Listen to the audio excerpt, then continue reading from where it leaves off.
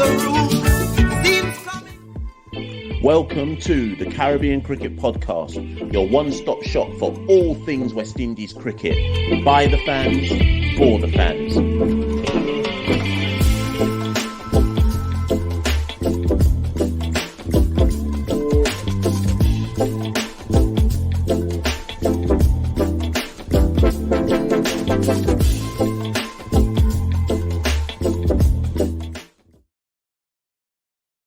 Yes, ladies and gentlemen, welcome back to another quick episode of the Caribbean Cricket Podcast. I'm one half of the Caribbean Cricket Podcast, Machel St. Patrick Hewitt, excuse me.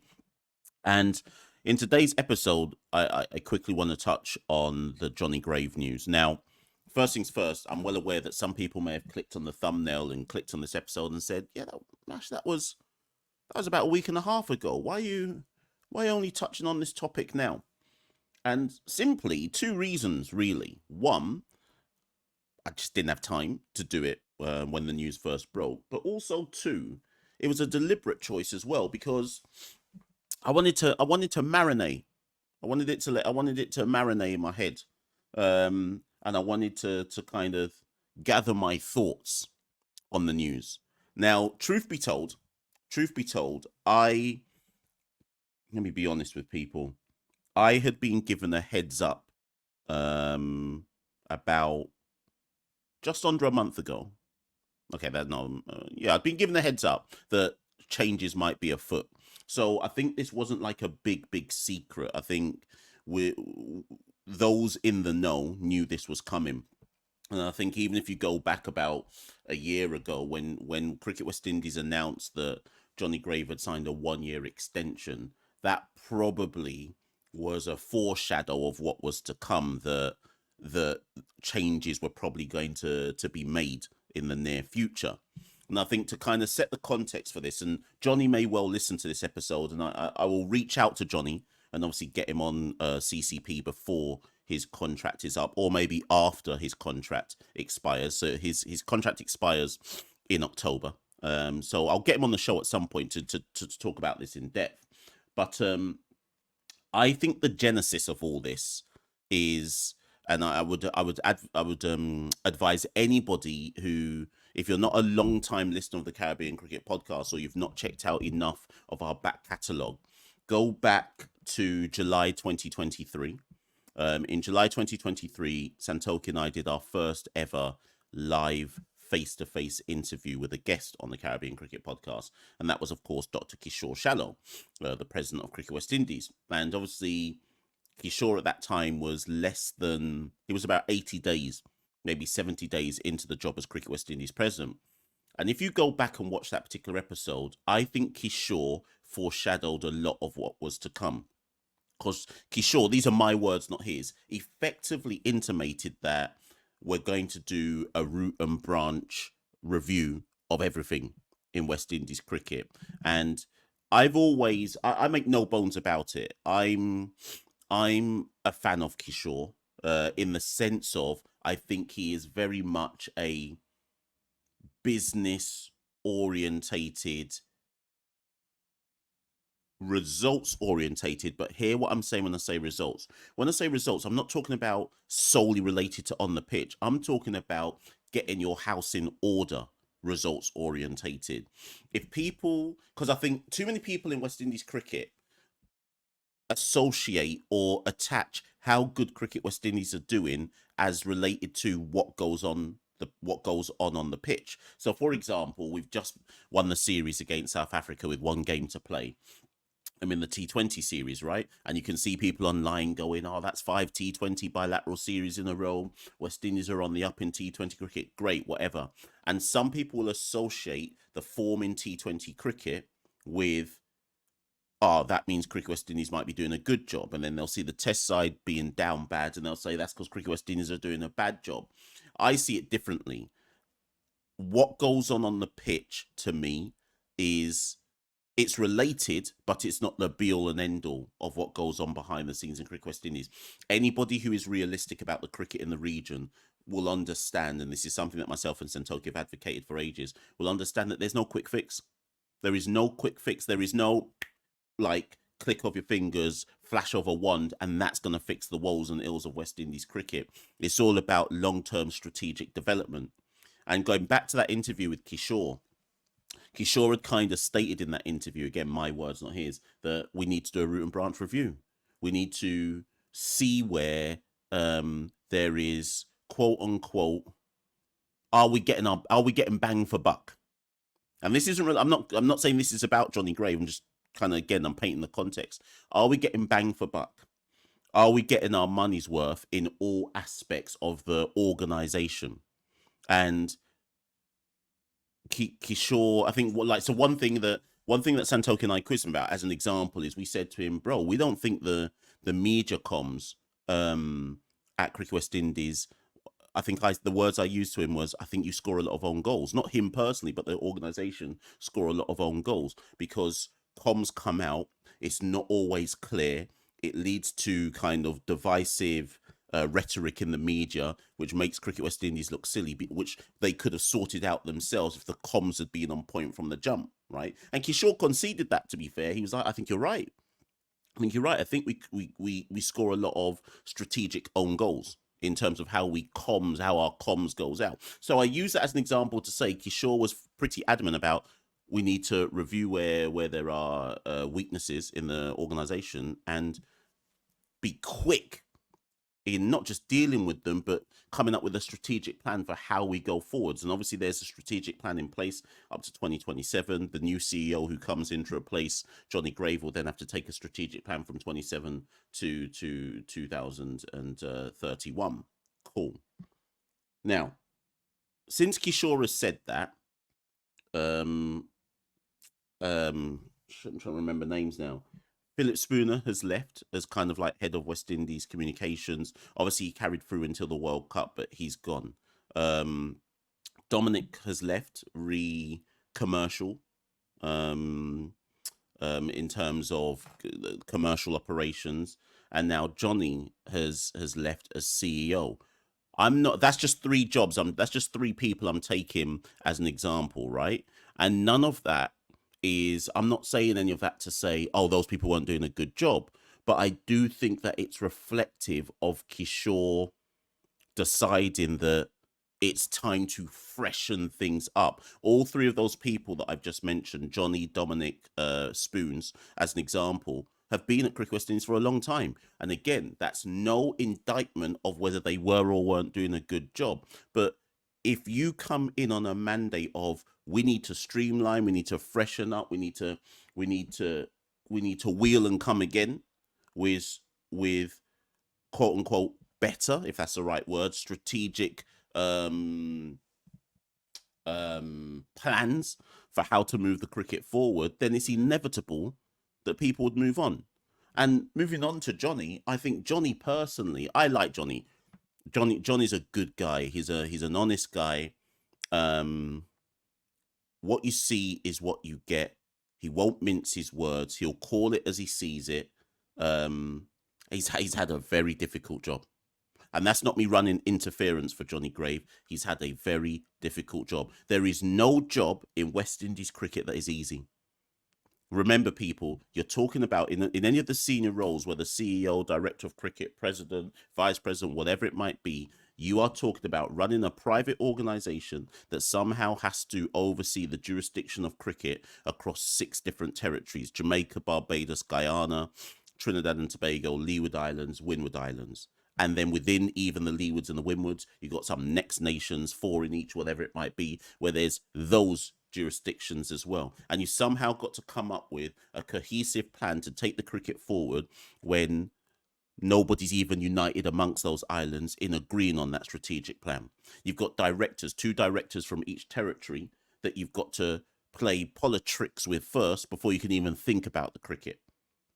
I always say this point. The person will remain nameless, but I will never ever forget the time I was told by someone behind the scenes that in West Indies cricket, politics comes first, cricket comes second. Politics comes first, cricket comes second. You can't run an organization when the people are thinking about how you're going to scratch my back before I agree to this to this plan that you want me to put in place. Yeah, cricket can't run like that. And that's why I've always said that other cricketing full member nations, take out Ireland, Zimbabwe, and Afghanistan for a minute, other cricketing full member nations, they have it easier than us. They have it easier than us because a man in Jamaica may not agree with a man in Barbados.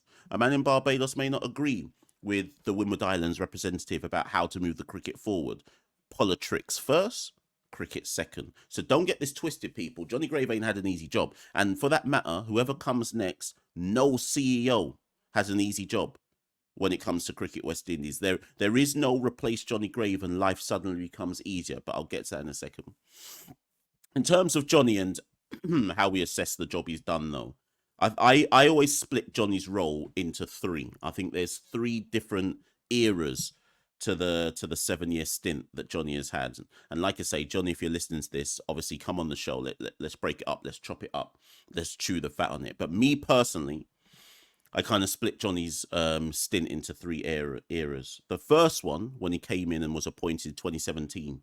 So I'd say 2017 to 2019. We have to remember that Johnny Grave was appointed under that crook, Dave Cameron. Dave, if you're listening to this, yes, I called you a crook, right? So, and you're going to say, bring the evidence. I'll bring the evidence, you know. Let me relax. Anyways, between 2017 to 2019, that's when Johnny Grave was actually first appointed. Johnny was CEO, Jimmy Adams was director of cricket. And maybe people have forgotten because this was about 7 years ago. When Johnny and Jimmy came in, people will have forgotten that the biggest thing they had to deal with was how to restore player relations. Remember, by that time, Cameron and his cronies had driven, let's just pick some players. They'd driven Pollard out of the cricket. They'd driven Bravo out of the cricket. They'd driven Dre out of the cricket. They'd pretty much driven Chris out of the cricket. Narayan out of the cricket. Right? And you only have to go and look up the archives, people. Go and look up how many times the word mercenaries had been used to describe the GOAT generation, the front runners of this T20 cricket thing, when they went off to try play T20 cricket. And don't get me wrong, Pollard and Co are not blameless, but that period of time when Johnny came in, it was very much a board is warring the senior players, warring them. That's when Jason Holder was captain of the test team and he had to basically take a brand new side because Bearman had been driven out of the cricket. Oh, do you remember ODI side didn't win any series anywhere in the world from not home, not away, from 2015 to 2019. Bearman had been driven out of the cricket. These guys are mercenaries. They don't love West Indies cricket. Some of them had been put on the front of newspapers with X's in front of their faces saying that these guys, they don't love the cricket. They're the devil. It's almost like they were being called the devil. Cameron spent and wasted, all when we won the World Cup in 2016, Cameron had spent and wasted a lot of time in his tenure just hating on the players. Buck Nasty, biggest hater of the decade. Cameron had defined his tenureship as West Indies cricket is Dave Cameron, and I'm going to bun some of these senior players out in the public, twist the rhetoric on them. So when Johnny Grave came into post as CEO, enough of that time was spent trying to find a way to bring them back into the setup. Remember, people, 2018 World Cup, we wouldn't have qualified for the 2019 World Cup. Everyone forgets. We had to go World Cup qualifiers in 2018 to get to the 2019 World Cup. When we didn't make it in 2023, that was just inevitable. All of that had been set in stone from what happened from years back.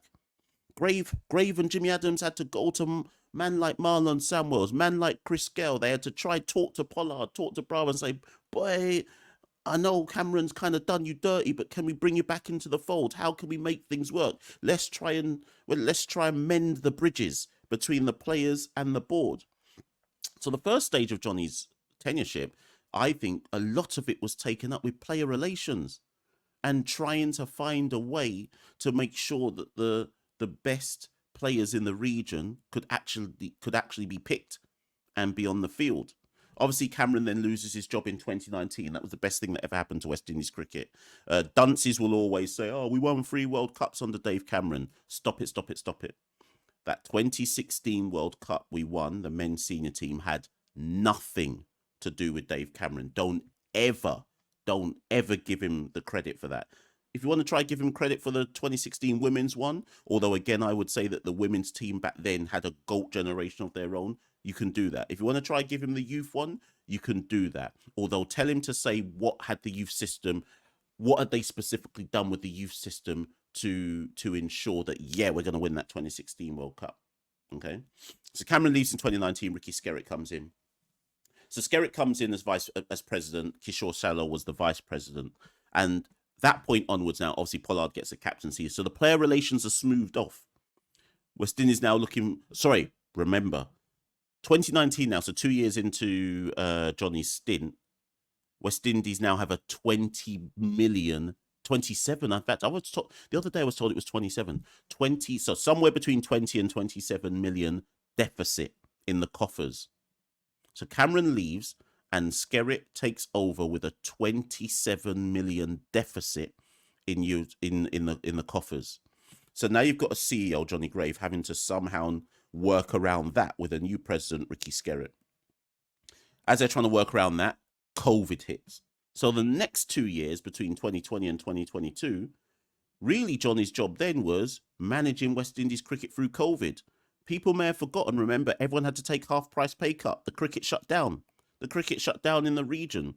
Everybody from administrators to players had to take a 50% pay cut in their wages. West Indies cricket was dead on its feet during COVID. Yes, we did all the bubble tours and so on and so forth, and the bubble cricket and this that. But literally between 2020 and 2022, it was let's try and make sure the cricket can just live and survive. West Indies cricket, lucky they even survived through COVID. Okay, so 50% pay cut, which if I'm not mistaken went on for, I want to say it was definitely 6 months, somewhere between 6 months to a year. All of the officials and the players had to take a 50% pay cut to ensure that West Indies cricket could survive. So really, that's the second phase of Johnny's kind of tenure in West Indies cricket. So you might already, so that's 2022. By now, he's 5 years into the job, and in my mind, all he's really done as CEO is crisis management. Crisis management, that's my analysis and understanding of the situation. That's not Johnny Gray's words, that's my words. And then you get to the final stage, 2022 to 2024. Obviously, contract expires in October this year, and then he leaves. And really, that's when West Indies is back on an even keel. They buy CCG. Skerritt stands down as president. Kishore takes over from Skerritt in 2023. They buy CCG, and for the first time in a long time, West Indies can say boldly at the end of 2023, start of 2024, we have made some serious profit. And we're currently, I think they said the other day that they're like 15 million up, like profit. We're up, we're moving. The coffers are back up. We own CCG. We've wiped out the debt. We made a financial boom year, obviously England tour, India tour, etc., etc. They've just hosted a World Cup, waiting for the numbers to come out. I'm sure the press releases will say successful World Cup. I have to wait for the numbers and the proper people to analyze it and crunch it. But it looks like on the surface that they'll say World Cup, we were up, and so on and so forth, right? So as things stand with Johnny leaving, he can say, probably with his head held high, West Indies has never been in a better financial position. However, remember, 2025, 2026, no England tour, there's one more England tour in November this year, but 2025, 2026, no England tour, no India tour. So that money that they're up with, it best sustain them for the next 2 years, because currently the financial models for member teams like West Indies is still dependent on England tour, India tour. Neither side comes back to the region till 2027. So 2 years of being down. And that's why I think Kishore has done things like changing commercial managers, because you've got to be able to find ways of generating your own income streams that are not dependent on England and India. Now, obviously, there's some kind of bigger conversations, and Johnny's been in the press a lot over the last 4 to 5 months talking about the current ICC funding model is not fit for purpose. It doesn't work. Just put into Google Johnny Grave and ICC, and you'll see that Johnny has been out and about bare times saying there's got to be a more equitable funding system. You can't have a system, and obviously Bear Engine Man now going to come in the comments below and say, "Oh, we've got the most people watching the cricket." Yeah, cool story, bro. But you can't have a system where essentially 3 teams take 60% of the funding, and the remaining 40% is shared out amongst 8 or 7 teams or whatever it is, right? So Johnny Gray's been out and about at the different meetings in the press saying things are broken. He's been arguing for a while, and England have just done it with Zimbabwe, where he's been saying away teams have to get some money. You can't tour England and expect, as an example, and expect Cricket West Indies to fund the whole tour. They get no fee, no gate share, nothing from the tour. In fact, the tour is just a loss. You're just losing money. What other?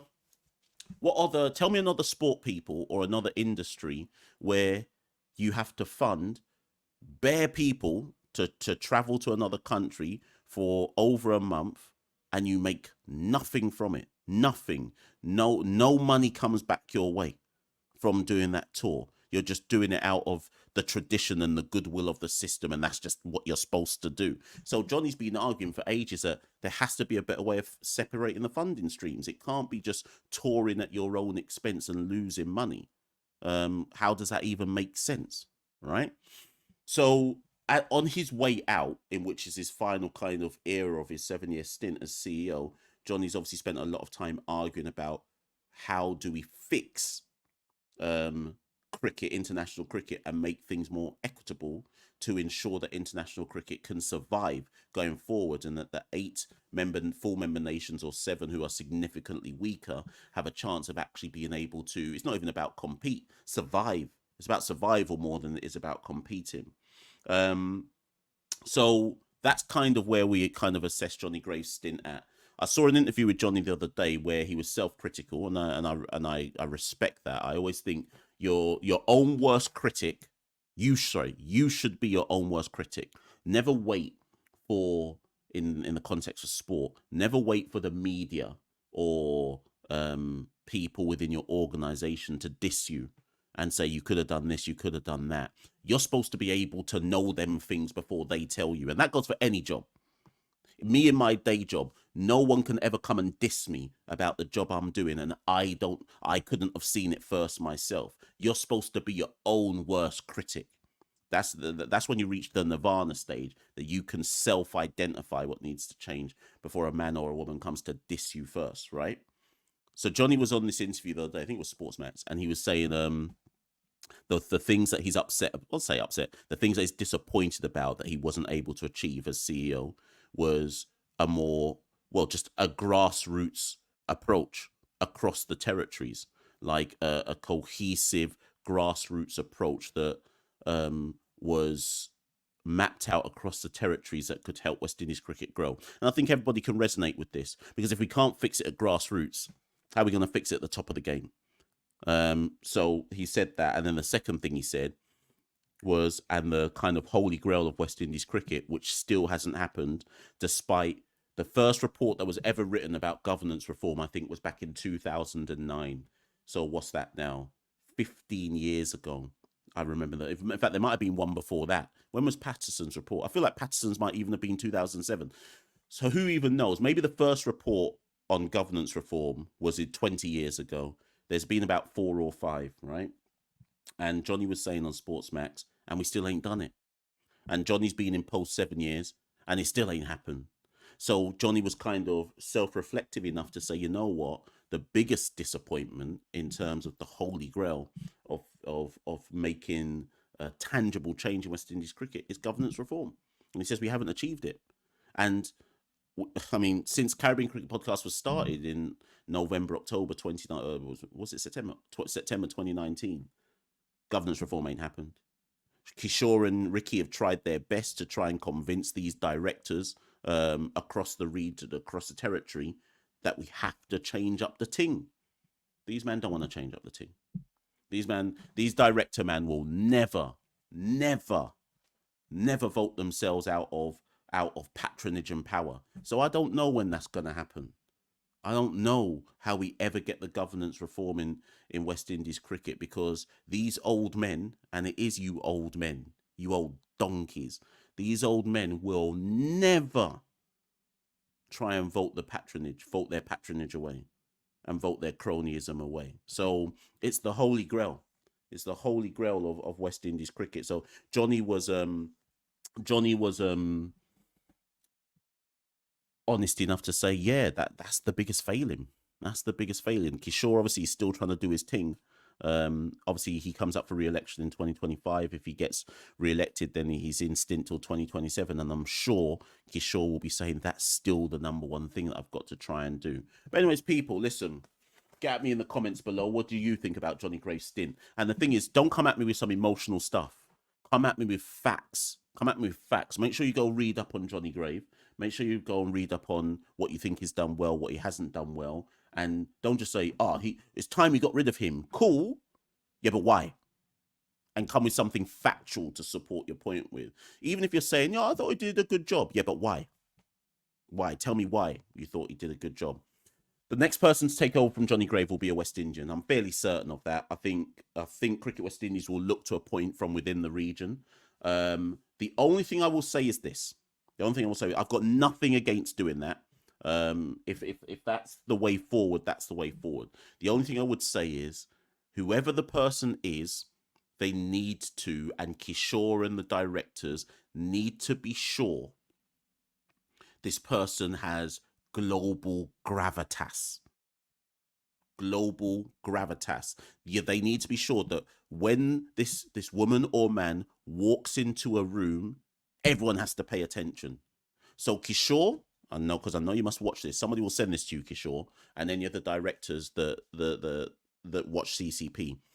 When you make this appointment, look that person in the eye, and do you believe they can walk into a room with people like Jay Shah and tell them to suck out and make them listen and understand that West Indies cricket ain't sucking the toes of people just to get their voice heard, that we will speak on our own terms with chest and people have to listen. Now, obviously, some people say, Mash, it's not as easy as that.